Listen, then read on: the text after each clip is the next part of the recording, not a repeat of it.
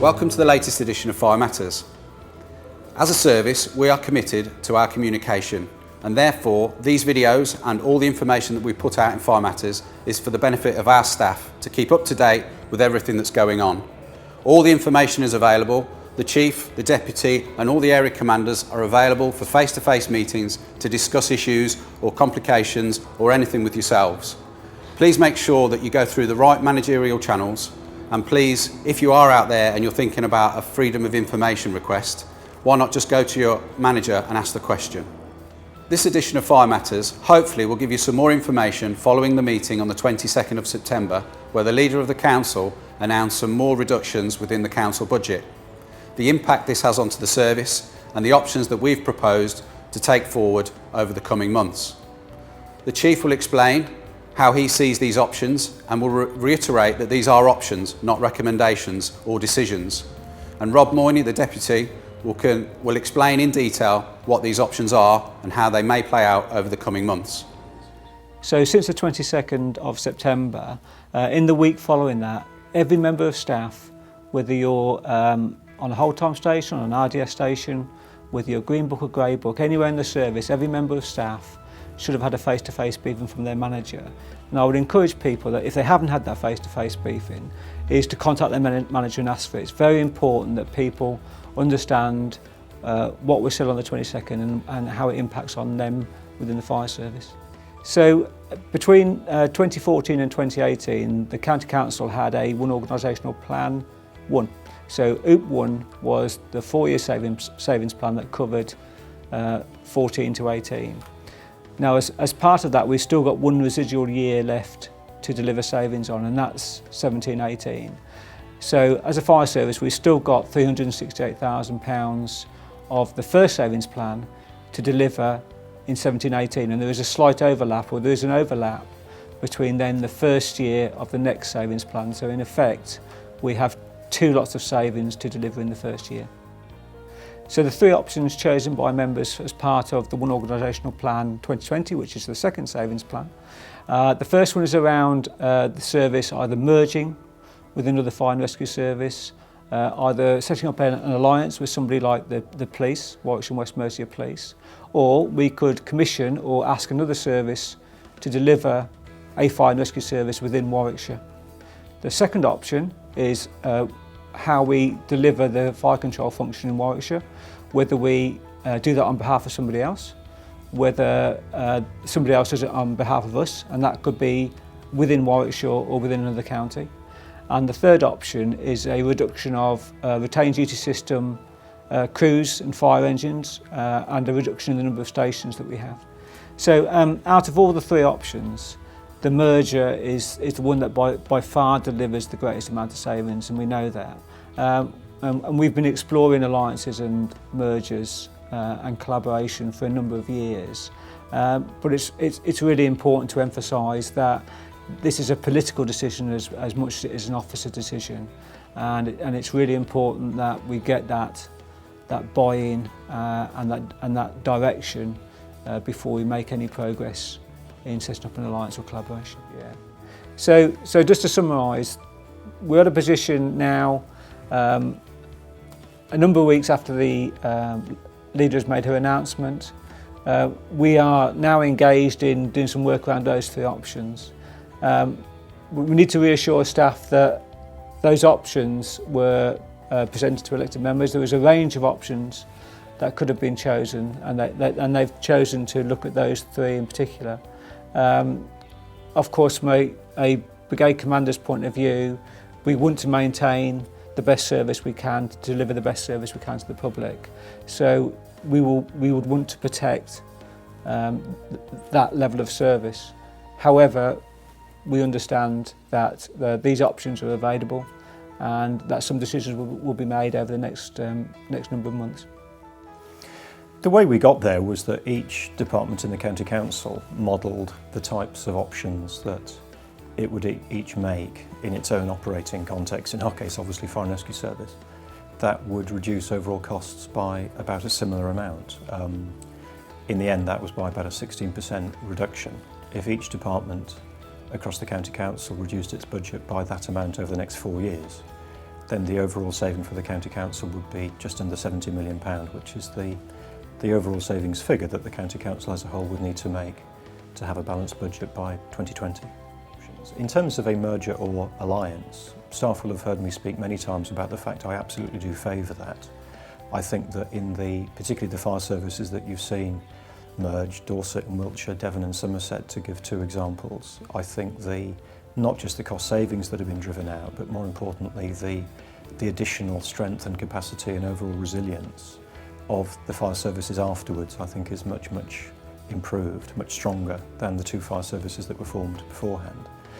Most recently, and again as the Deputy has said, the agenda from a Home Office point of view now is looking not just at fire, but also particularly at fire police. If we look at what West Mercia and Warwickshire Police have now achieved working together, the opportunities that we have to follow suit, I think, are very strong. They're not things that we can do instantly, and they're not necessarily easy to do. Warwickshire's, for the last 10 years, been looking at a partnership or some sort of alliance or merger relationship with an adjacent blue light service, and we haven't reached it yet. It's a difficult path to navigate, but I believe that we can achieve it in due course. I think in terms of control room, we have been on a journey for some time now with Northamptonshire in aligning our technology. That came as a result of the previous fire control project, the regional fire control project. The new technology, the new mobilising system that we have works effectively for us. There's still some work to do to bring both control rooms in both Leamington for Warwickshire, Daventry for Northamptonshire onto a completely common operating platform. That's a few months away from being fully achieved, but once it's been achieved, we could then look at some sort of joint staffing model, or even going from 2 control rooms down to 1 control room.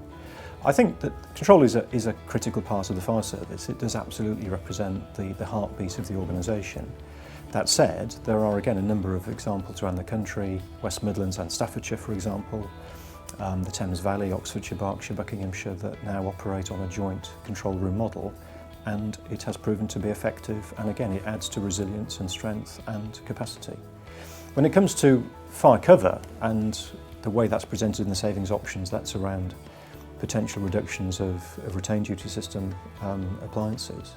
That's a bit more complicated. 2 or 3 years ago, our approach to delivering savings in the organisation was to reform the workforce.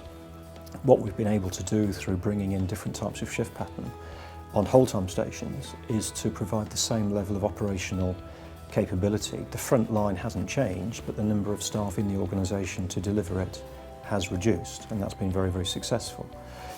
I think we're in a different place now. If the Fire Authority, and that's the whole County Council, wanted to go any further, then it would have no option other than to actually alter and, let's face it, reduce the number of fire crews that it has available to serve the public through the day, every day.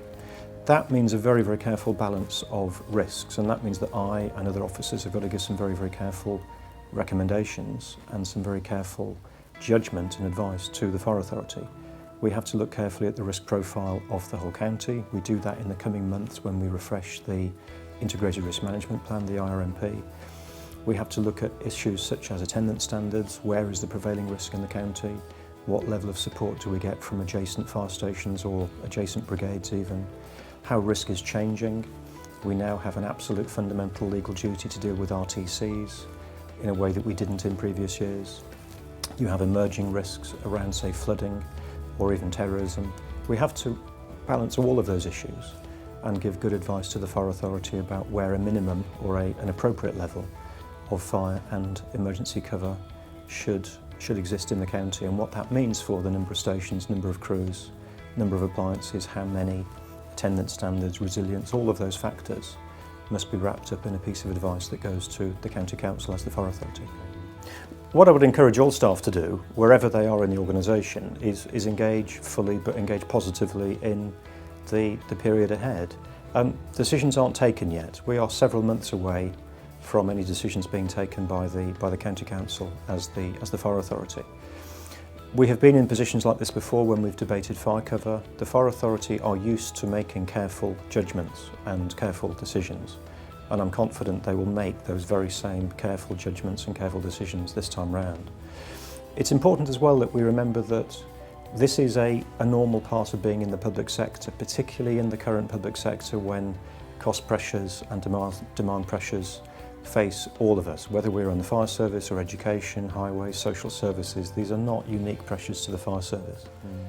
What's likely to happen in the next few months is that we will further develop our draft IRMP.